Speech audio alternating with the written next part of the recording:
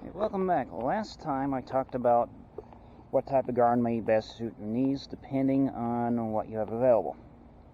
Today I will be talking about why should I garden. The main reason right now is food security.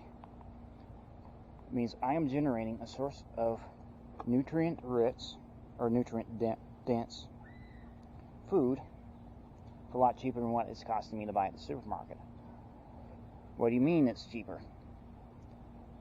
I don't have a good public transportation out here. Tulsa is not known for that. So I buy a tomato plant or a packet of seeds, then I just maintain it, put the labor in.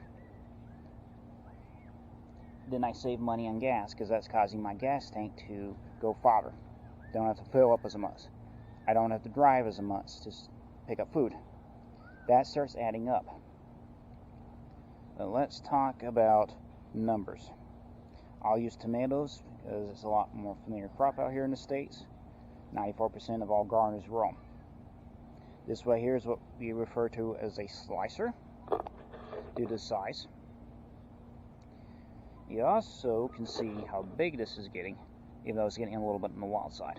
These are vines after all. But this plant under ideal conditions is going to produce 30 pounds of tomatoes.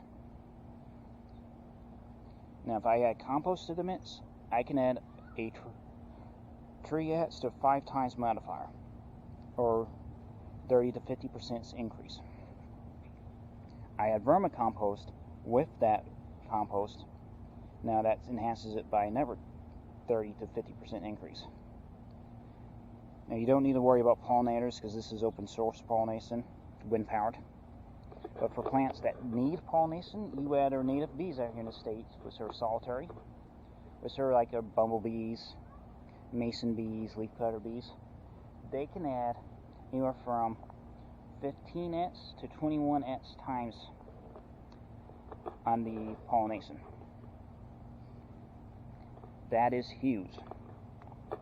Now, for those of you who don't like tomatoes, there's over 20,000 edible plants that we can pick from. Some of them may not be good for a reason, but there's several different types. Here's a good example.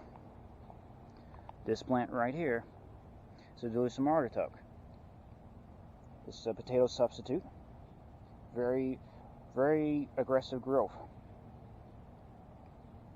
Here's a grape. And you can see there's some grapes in here. Now my old man's looking forward to this. And I'll get these in probably end of the month. These are actually will ripen to purples. And you already can see that's just a single grapevine. You can already see how much for produce I can expect. Now you're going to have some risk. That's just how nature works. You don't know. It could be a very hot, dry summer like we had last year, or it could be a very wet, damp summer. I've seen that happen. But here's examples if you don't have a lot of room. See, these are in 15-gallon grow bags. See, I got 2 different tomatoes in there, and there's a plum right in there, so I'm looking forward to that one if the birds don't get it. Now you're going to have loss as well. It happens. Nature's going to take its take, but you still get some out here. There's the lazy cat.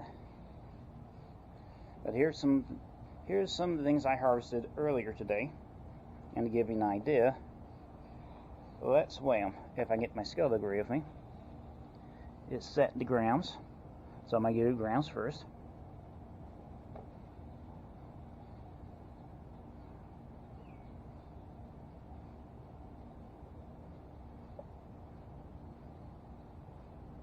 And 778, well, let's switch it to pounds.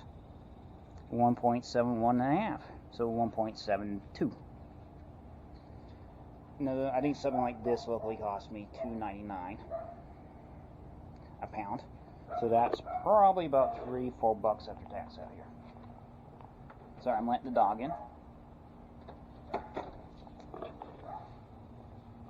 And I pulled this out of the yard without leaving my house. So then you factor in the gas price. So that's also another reason.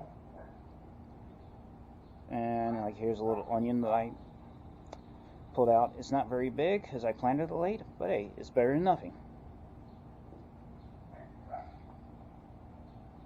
But you're always going to have some rejects. For example, like you see right there, a bird was chewing on this. Zoom in. It's okay because I have the warm bins. This will reject just because it's small. Or something like this was perfectly fine, but you see how it's sunned? It has a sunburn. It doesn't taste as good. Those are my rejects. It happens. I throw that in my compost bin, warm bin, whatever. It goes back in the garden.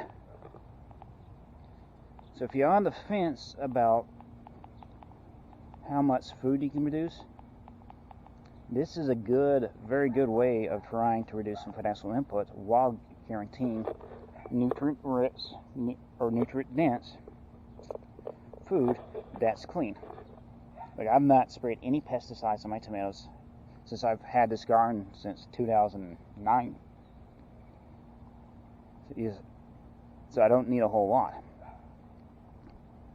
So hopefully this will help with any questions. If not, feel free to drop some questions for me. I will answer them when I can. Thanks for watching, and now always just leave a response.